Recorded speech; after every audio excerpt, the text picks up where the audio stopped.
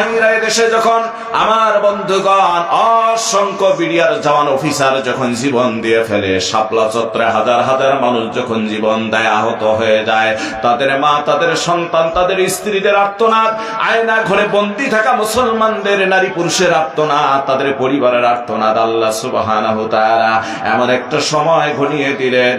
আমার বন্ধুগণ 5 আগস্টে এই ছাত্র জনতাকে আল্লাহ আবাবিল হিসাবে পাঠায় দিয়ে স্বৈরাচারের পতন ঘটে ছাড়লেন। জোরে কোন কথা ঠিক কিনা?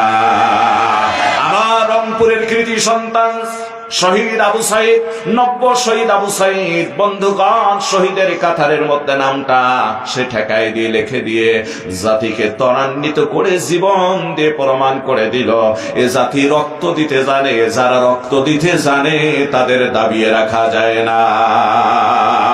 ঠিক কিনা বলেন?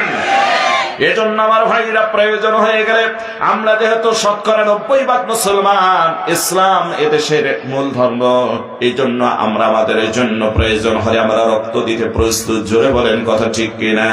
আমার ভাইরা, আমি যে কথাটা বলতে চাইছিলাম, দিনের ভোট রাত্রে যারা দিয়ে ফেলল, ভোটের প্রয়োজন হলো না যাদের, তারাই আমার ভাইরা ফাইটে যায় গান গাইয়া ভাইরাল হয়। আমার বন্ধুগণ, সেও সংসদের সদস্য হয়ে সংসদে বসে বক্তব্য দিল। আমি বুখারী, মুসলিম, তিরমিজি, নাসাই, ইবনে মাজাহ, আবু দাউদ, মিশকাত শরীফ সবগুলি সিয়াসাত্তার কিতাব আমি পড়েছি, যেন সে শাইখুল হাদিস হয়ে গিয়েছে। কই গেল বেটি, এখন খবর নেই।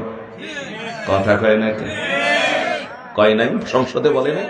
কয় আমি সিয়াসাত্তার সব হাদিস পড়ছি। গান গাইল একটা, কয় আকাশটা কাঁপছিল কেন, জমিনটা নাচছিল কেন, বরফের ঘামছিল কেন, সেই দিন গান গাইছিল খাজায় যেই দিন। নাউজুবিল্লাহ।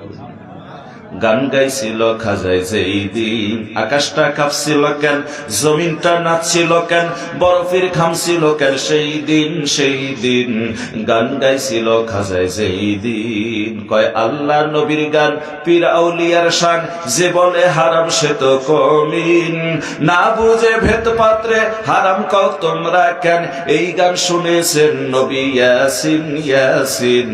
গান গাইল খাজায় যেই দিন, আকাশটা কাঁপছিল কেন, জমিনটা নাচছিল কেন, বরফের ঘামছিল কেন, সেই দিন গান গাইছিল খাজায় যেই দিন। কয় না করে গন্ডগোল, খোল তোরা হাদিস কল, বিল্লাল কেন বাজায় ঢোল, সেই দিন যখন দিনের নবী ছেড়ে যায় পৃথিবী, যখন দিনের নবী ছেড়ে যায় পৃথিবী, ঢোল বাজাইয়া ক্ষমা চায় দিন, গান গাইছিল খাজায় যেই দিন। নাউজুবিল্লাহ পকেটে রেখে দেয়।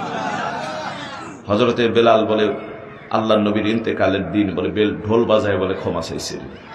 কথা কয় কি কথা কয় মুসলমানদের দেশে, আমার মাথায় কাজ করে না।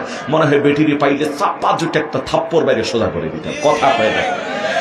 হ্যাঁ, কই গেলে ক্ষমতা চিরদিন থাকে না। কিছুদিন আগে কয় পালাবো না,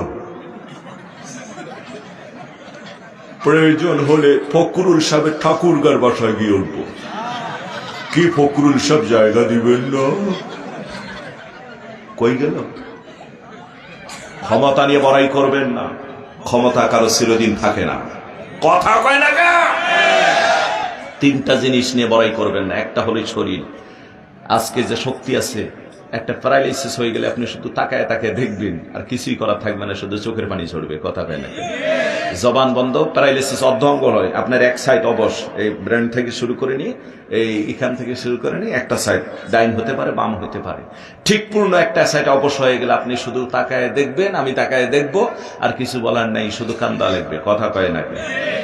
এই শরীর নিয়ে আপনি অহংকার করিয়েন না। ক্ষমতা নিয়ে অহংকার করা যাবে? কথা কয় না?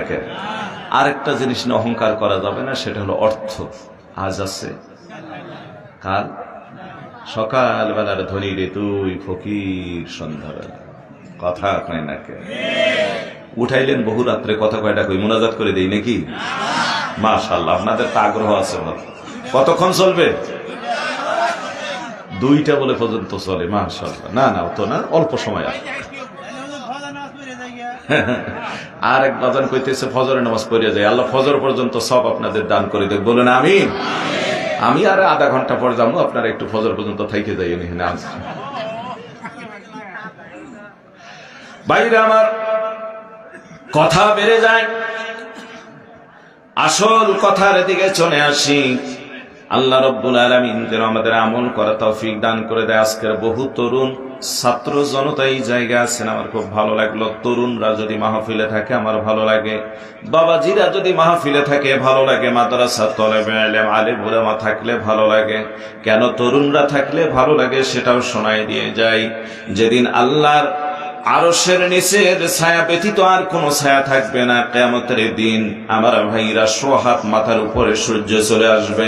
সূর্যের তাপে গোটা জমিনটা যখন তামায় পরিণত হয়ে যাবে, মানুষের জিহ্বাগুলি বের হয়ে নাভি পর্যন্ত বেরিয়ে আসবে, এতটা লম্বা হয়ে যাবে মানুষের জিহ্বা পানি পানি বলে। আমার ভাইরা ওই দিন খাদ্যর পানির জন্য কঠিন চিৎকার করবে। ওই দিন আল্লাহ সুবহানাহু তাআলা 7 শ্রেণীর ব্যক্তিকে তার আরশের নিচে ছায়া দান করে দিবেন। জোরে বলা যাবে কি সুবহানাল্লাহ।